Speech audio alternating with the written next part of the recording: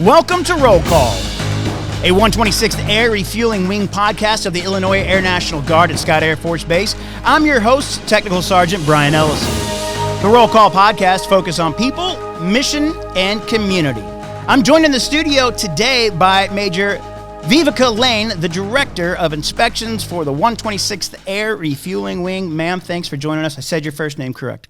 You did. Yeah, thanks for having me. All right, no problems. This is the month of the military family, and military one-source family appreciation kits are available. You can go on to the 126th Air Refueling Wing, their newsletter for Airmen and Family Readiness. They have the link to that. Every kit includes a mouse pad, luggage tag, commissary bag, chill drill, which is an audio player, and a phone wallet stand. It's a gift from Military One Source.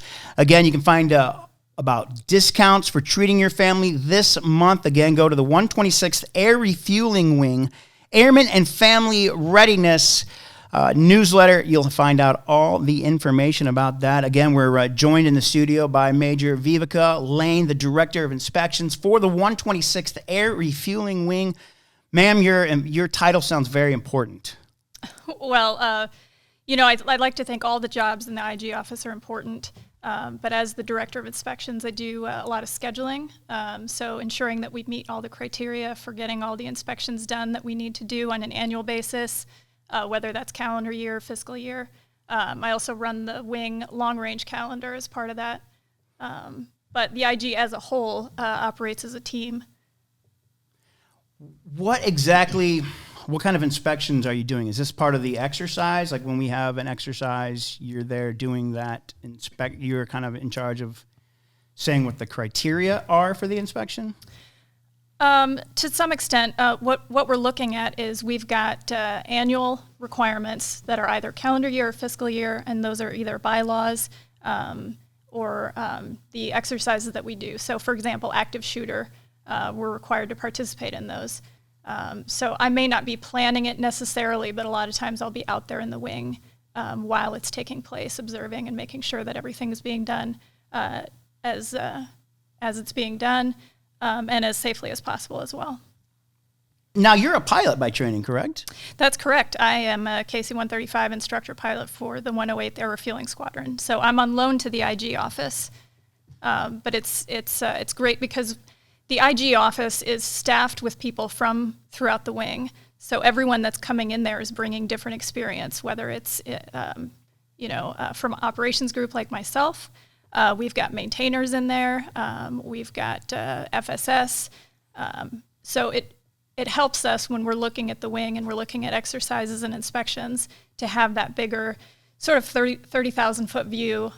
And then, as a team, we can work together and figure out what makes sense. I don't necessarily speak maintenance as well as I would like to. So when I come across something that pertains more to maintenance, that's when we pull our team together.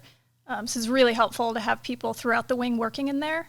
And again, helpful to have some of the best, really quality people up there. So I would like to put in a little plug that if anybody's looking for a job, maybe you love what you do, but you're just kind of ready for something different, consider working at the IG office. It'll give you a really broad depth of experience that you're not going to get if you just stay in the same place.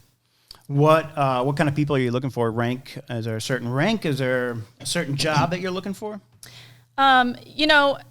Different positions open up. We've got one that's not currently advertised. We're still working on a couple of things. But I would say for the most part, anyone that's interested in working up there, just reach out to us because we may have something for you, and that's on the officer side and the enlisted side. That's good information to know because I know people are always looking, and that are always looking for a new job and looking for new experience and looking for that. Maybe that will help gain rank. I think it definitely broadens your view of the entire wing. You could just never go wrong learning about other parts of the wing and what happens on a bigger picture. Right. How has COVID changed what maybe you're doing up there? Actually, for the first couple of months, we were working remotely, teleworking, and that was pretty difficult because, as I've mentioned before, we really work together as a team.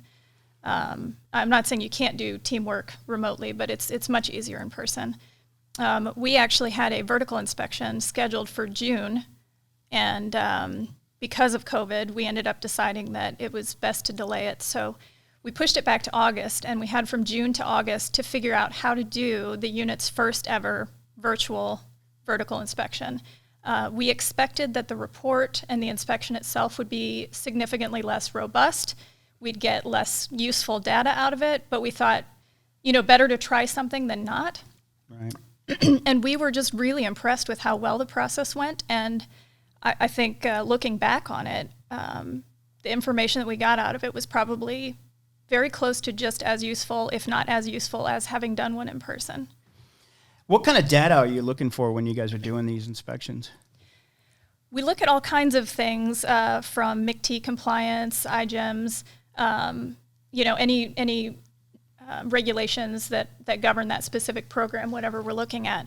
But really what we're trying to do as the IG, we're trying to find undetected noncompliance. So a lot of commanders know, hey, I know my people aren't doing X, Y, and Z because we don't have the manning for that. We simply just, too many of my folks are deployed, whatever the case may be.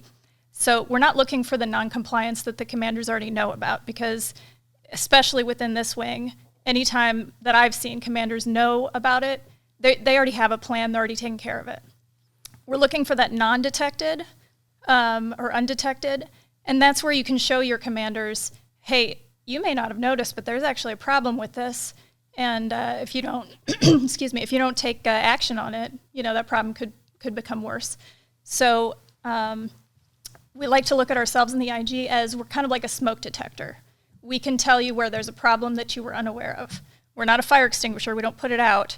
We just give the information to the commanders after the inspection so that they can see issues that maybe they just weren't aware of. Not everyone's comfortable going to their commander and saying, hey, I'm not really doing these inspections on a quarterly basis like I'm supposed to. But if we can bring that to the commander's attention and identify that, hey, you've got a manning issue here, well, they can use that information to maybe get better staffing levels, bring in someone on a temp tech or temp AGR tour, orders of some kind. So hopefully the data that we're providing is helping commanders improve their units. How low do you guys inspect? Like, do you guys go down to a squadron and inspect there, or is it more of a bigger picture? We absolutely go to the squadron level, and we will even go down to a program level. So we'll inspect, for example, the wing fitness program, the government travel card program. So we can look at anything from an individual program all the way up to a squadron or a group. I think the more beneficial information is probably at the squadron level. Okay. Do people fear you when you show up? Unfortunately, AFIA, the Air Force Inspection Agency, kind of started a fear and intimidation campaign where people perceived them as coming in, and it was kind of a gotcha program. Right. So it's taken several years for us to sort of transition to this. Like I said, we are in-house. We are here to be that smoke detector, to find non-compliance that we can fix in-house before it becomes a problem that anybody else sees. So, kind of like a family. You fix your problems so that your neighbors don't see it. Right. So this is a newer program then? It's not a newer program, but the shift has changed from this more sort of, I don't want to say aggressive, but, sort of antagonistic program Right. that existed in the past. I would say in the last several years, we've shifted to more of a, hey, we're on your team here. We're trying to show you how we can improve our whole family. Right. Okay. Ma'am, let's take a break and check in with Master Sergeant Heather Wilde from the recruiting office. Master Sergeant Wilde, what's going on this month in recruiting? I heard you had some big news. Hey, yes. So I want to first and foremost congratulate Tech Sergeant Rich Olson on his new baby. This is their third child. Her name is Sadie Lynn. She was born on November 3rd, so he's going to be out for the next 21 days or so, coming back at the end of November, beginning of December, enjoying his paternity leave with his family. So I just want to congratulate him there on their birth of their beautiful baby. We have a picture on our recruiting Facebook page and on our Instagram page for people to go check out if they want to see it and congratulate him. Also, I wanted to congratulate our 4 new enlistments, or our 4 new enlistees into the 126th Air Fueling Wing. We had 2 people enlist into the Civil Engineering Squadron, John Baldenweck and Alex Ream. We had 1 person go into Maintenance Group, Eloj Diouf, and then 1 more person enlisted into the Security Forces Squadron, and his name was Devin Starr. All right. Well, congratulations to them. Congratulations to Rich Olson. Just a big month in recruiting. Heather Wilde. Yes, thank you very much, Master Sergeant Heather Wilde, the recruiting flight chief for the 126th Air Refueling Wing. Thank you. Make sure you stop by recruiting. They have the massage chair. You've probably seen that on our Facebook page. And that is where the massage chair is. So go by. Maybe Major Lane. She's here joining us from the IG office, Major Viveca Lane. You can go by recruiting, ma'am, and hang out in the chair, the massage chair. That sounds very nice. I'm not sure that my IG duties and ops group duties will allow me free time to do that, but anyone that has time obviously should take advantage of de-stressing in these stressful times. So, ma'am, I got to ask you, why did you join the Guard? Most people know the Guard as a family. I joined because my dad was in the Guard, and I saw the benefits, I saw the community, I saw the mission, and it was all just really attractive to me. I went to college for a year on my own, and I thought, if I'm going to do this anyway, it'd be great to get some help with it and some career experience at the same time. Right. So did you come in as an officer? I did not. I was enlisted for 6 years, so I spent the first 3 or 4 years enlisted in supply, going to college. And then once I was getting close to graduating from college, I started putting in pilot applications at a couple of units. Got picked up at this unit and never looked back. Wow, that's awesome. Where'd you go to college at? I went to Park University in Parkville, Missouri. Okay. It's just north of Kansas City. At that time, I belonged to the Kansas Guard over at Forbes, also a tanker unit. I did put in an app there and here at the same time. I got hired here first, and, bird in the hand. Yeah. What made you want to be a pilot? I think, as I said, my dad was in a tanker unit. He was actually a personnelist. And, you'd come out for family day, you'd come out for holiday parties, and I always saw those tankers, and I just thought, that's a beautiful airplane. And I still think that today. I mean, it's a quintessential airplane design that obviously has been flying for quite a while, will continue to fly for quite a while. It's a classic. So you're Danish. I am half Danish, half American. Oh, okay. So is that where your dad maybe met your mother? My dad took a year of college in Denmark and met my mother, and he brought her back, and the rest, I guess, is history. But so I grew up with a Danish mother, American father. My father was drafted in Vietnam, and after Vietnam joined the Army Guard. And at some point, I think I must have been in elementary school or middle school, he did a project with the Air Guard, and immediately just thought, what the heck am I doing? So he took the first opportunity to transfer to the Air Guard, and so that's kind of more what I grew up with. So do you get to spend a lot of time in Denmark? I spent probably off and on during my childhood. I probably spent about 7 years there.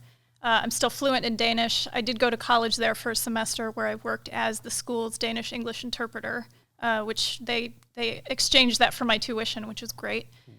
I still speak Danish at home to my children all the time. I try to go to Denmark once a year. This year, our trip was canceled. So hopefully we'll have this pandemic under control and we can travel there next summer. Ma'am, you just mentioned you're also a mother. How do you balance that? Because we seem to work 9-hour days at least. And then I don't know when you're out flying. I don't know if you're out longer than that how do you balance that with your children?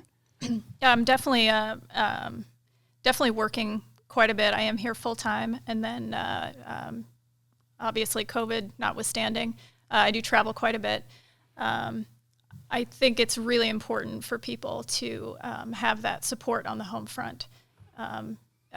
There's no way for either a male or female pilot to have children and not have that support on the home front in terms of family, friends who are willing and able to take care of the kids while you're traveling. Who does that for you? So that's the kid's father, and he's just fantastic for the most part. Anytime I need to go on a trip, want to go on a trip, deploy, he steps up and takes care of the kids. That's fantastic. It's always, it's a good subject because this is the month of the military family, and sometimes, a wise person once said, "It takes a village." Absolutely. When I find myself out in the community in uniform, people often come over, and I'm sure many people have this experience. People come over and they say, "Thank you for your service." And, for years I was kind of at a loss as what to say back. You want to be polite and just sort of say, "Oh, well, thanks." But in recent years, I've just started saying, you know what, I will pass that message along to my family. They're working just as hard as I am. That's better than what I came up with, which was my pleasure, or my pleasure. And then someone said, "This kind of sounds rude." I'm like, well, I guess. I mean, I tried to say, thanks for your support. Yeah, that's a good idea. But in recent years, like I said, I've realized that, that compliment really goes to my family as much as it does to me. That's a good way to respond, because I'm always at a loss. I think most of us are at a loss when someone says, "Thanks for your service." And we'll hear that here soon because we're coming up on Veterans Day. Absolutely, yeah. Veterans Day is a big deal in my family. I've got at least 3 generations of veterans going back. So really? My father served, and my grandfather before that joined the Army Air Corps in 1939 and retired from the Air Force in the Vietnam War. Wow, that's awesome. What'd your dad do what'd your grandpa do in Vietnam? Did he make it was he just Vietnam era? He was Vietnam era, so by the time he retired, he had gone into recruiting. Oh, okay. And then your dad, you said he was a personnelist. Was he a personnelist you said he was drafted? My dad was drafted into Vietnam. What happened was his draft number came up, and he had been told that if you enlist, that you'd have more options, you'd be treated better. So he went ahead and enlisted. And in fact, when he didn't show up for the draft, the MPs came to my grandmother's house to get him. And she said, he'd probably be happy for someone to come get him right now because he's in basic. But he was in Vietnam. He was sent to the Defense Language School to learn Vietnamese, and he went to Vietnam as an interrogator. Wow, that's it. That's very. And then he became a personnelist. So he had a short service break before joining the Army Guard, and to be honest, that was when I was a very small child. Right. I don't really remember what he did for the Army. I know he did field training in my memory quite a bit. He would come home with MREs, which we thought was fantastic. But yeah, he joined the Air Guard there in Kansas. He was technically a personnelist, but he's got a PhD in political science. So they put him to use doing some diversity projects at wing headquarters or state headquarters. He's my kind of guy. I just have my bachelor's in political science and my master's in public policy. What does that get me? Zilch. My old radio station, my general manager would say, "Hey, thanks for getting those degrees. You're never going anywhere." Absolutely. You said you went to college. I didn't ask you. What was your major? Believe it or not, I majored in glass blowing. When I was going through college. That is awesome. It makes for a great story. But yeah, when I was going through college, I was already in the Guard. I talked to many of the pilots over in ops there and asked them, what did you get your degree in? And Kansas, is a fairly rural state, so a lot of them had ag-related degrees. And one of the guys I talked to, who later ended up becoming the wing commander, he said, "I have mine in grain science." And I said, "Does that make you a better pilot in any way? Does that apply to your job?" And he said, "Well, sometimes when I'm flying over a field, I can tell what kind of plant it is." So I took that information and I thought, you know what? My life's goal had been to be a pilot, and a KC-135 pilot specifically. So I thought, if I'm going to do that, my one chance to just do something really fun and out there is now. And so I did a lot of different college studies, but I ended up having the most credits in glass blowing, so that's what I graduated with. Do you still do any glass blowing? I don't, no. Oh, man, that looks so cool. Yeah, the studio that I worked in my senior year of college, their gas bill was $1,800 a month. Oh, wow. So it's not really a hobby. You got to be devoted to that. And as much as I enjoyed it, and I can very much appreciate glass when I see it in museums and places, but that's just in the past. There's a studio, I'm sure. There's a couple studios in the city. I think there's one in Soulard or South City. There's one on Del Mar. It's called Third Degree Glass. And, okay. I haven't been there for a long time, COVID and what have you. Right. But you can take classes there. You can do things there. But I just really enjoyed doing it in college, and now I've just changed my focus. I used to like to go to Silver Dollar City and watch the glass blower there. Yeah. I will say that when I have opportunities to do things like that, I do like to show my kids. I think it's cool for them to see that. Yeah, that is very cool. See? That's why we do this podcast, to find out about this. Yeah, you learn all kinds of stuff about people. We would have never found this out. So I will put a plug in, regardless of what your degree is in, or if you're working on a degree, if you're at all interested in aviation, come over and talk to ops. We'd love to have new pilots from all over the place, all over the wing. Certainly people from outside should definitely feel like they can apply. But I will say that hiring from within gives you a sense of this person's already part of our community, already part of our family. So if anybody's interested in that, feel free to come to talk to me or go over to ops and talk to anybody over there. Speaking of that, and you work here with the 126th, but you're also with the 108th? Yeah. How does that work? So I'm a flyer for the 108th. I belong to the 108th Air Refueling Squadron, Mm-hmm. which is in the 126th Air Refueling Wing. Okay. I am on loan to the IG office. I think that it is in the best interest of every group, if possible, to have representation in the IG office. I know right now we don't have anyone from the med group. And so when we have questions about how does the med group do things, especially our med group, since they're kind of over there embedded with the 375th, we have to reach out a lot to them and get help. I'm sure if they had the manning and could provide somebody, they'd love to have representation in there. So yeah, I mean, it's I'm on loan from the ops group. In the past, we've had other pilots on loan from the ops group. Colonel Jackson himself, was our first IG when we stood up the program. So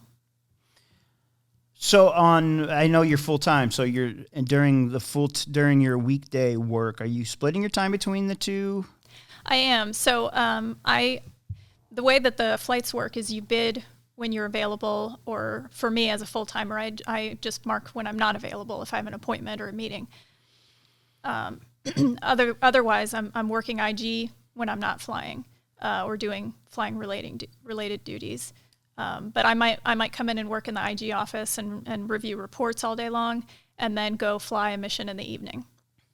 And if I have a student on that flight, then I'll probably the next day be writing that student's training report. What is it you like about flying?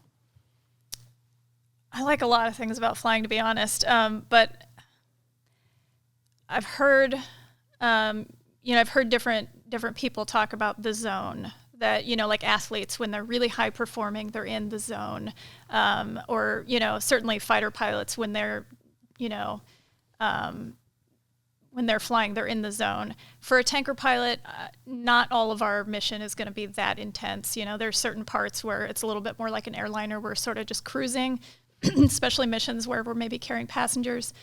But there are a lot of times during the flight where you're listening to 3 different radios. You're talking to your co-pilot, you're talking to your boom operator. You're coordinating a rendezvous and a refueling with another aircraft. A lot of people don't think about this, but when that other aircraft comes up behind us and touches us, we're having a mid-air collision. So it's controlled, right? Hopefully. Yeah. But almost every time we fly, we have a controlled mid-air collision. So that takes a lot of concentration. It takes a lot of focus. It takes crew integrity, teamwork, and many of these things are routine for us. Right. And so it's almost like a choreographed production that you have to be ready to on the fly change.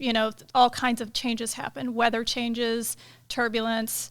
Receiver could be late, or you have to coordinate a new track, or maybe They're not complete with their training by the end of the track. And so you've got to coordinate to do random refueling and drag them somewhere that wasn't on your flight plan.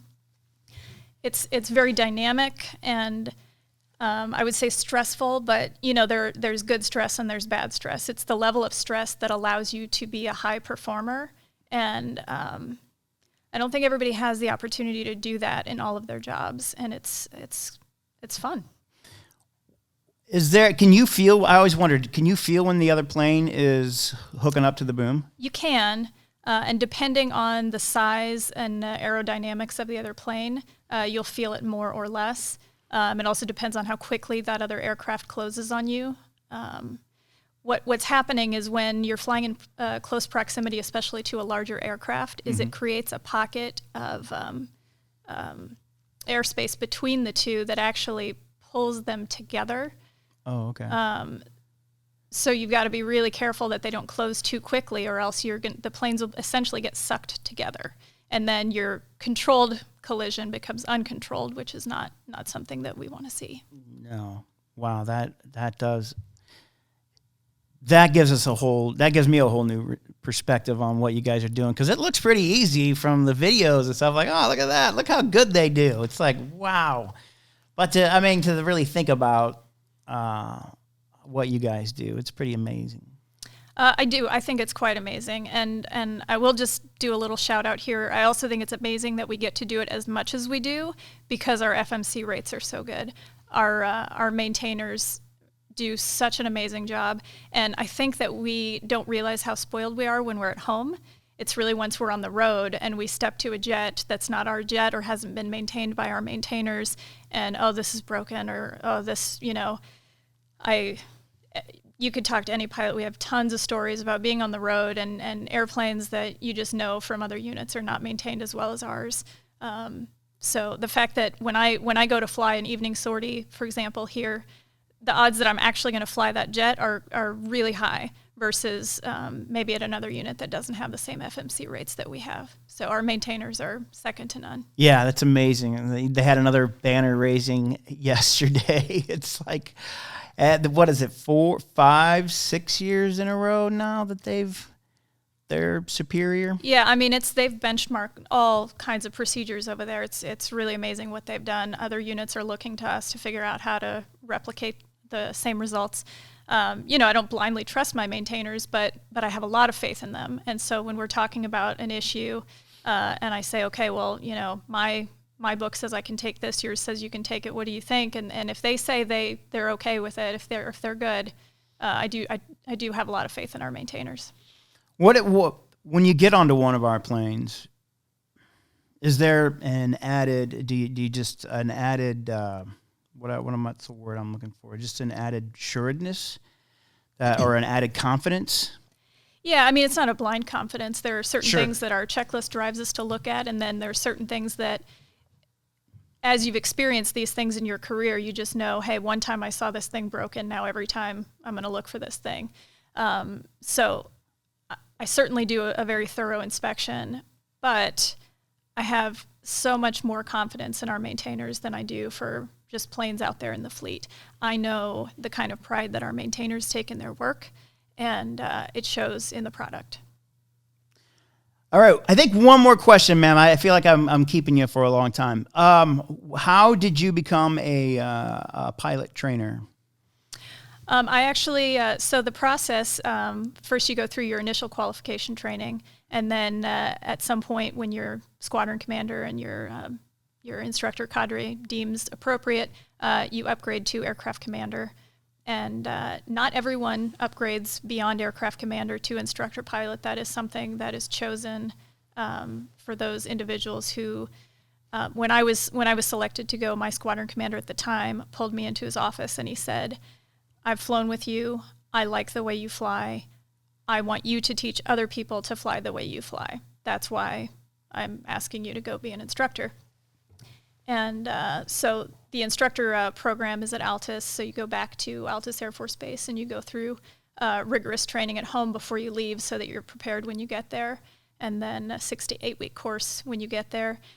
And then you come back and you're prepared to teach new students how to fly. So I I was the first female to ever be selected to do that for the 126th, and very proud of that. And hopefully there will be many more after me.